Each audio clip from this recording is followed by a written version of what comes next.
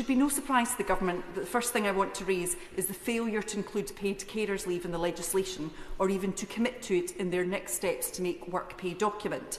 I think this is a mistake, and I would point out a U-turn on their previous position. Because I remember from the debates on my Carers Leave Act that the then Shadow Minister for Employment Rights said that we of course support the bill, but it falls short of what unpaid carers really need, which is paid carers leave. And under the proposal set out in our new deal for working people, the next Labour government will legislate to introduce just that.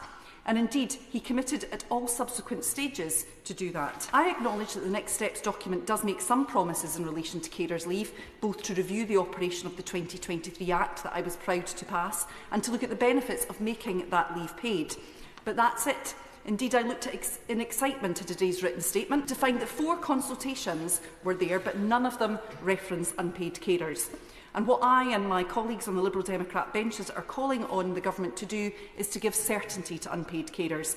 Certainty of when that review is going to take place, certainty of what it will entail, and certainty that the Government is keeping its pre-election pledges to move forward with paid leave. So can the Government provide an update on what is being done to inform businesses about carers' leave as it currently stands, that unpaid provision?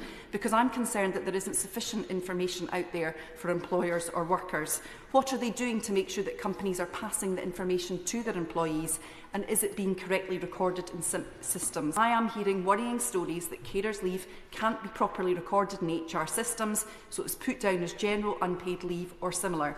We don't need to wait for a review to make sure that the new leave continues to be rolled out properly and effectively.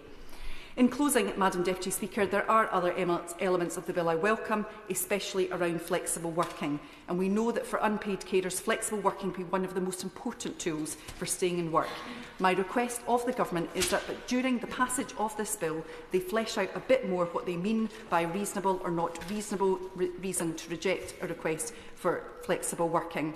I urge the Government to use time today to reassure unpaid carers that the Government is not turning their back on them now, that he is in a position to help them.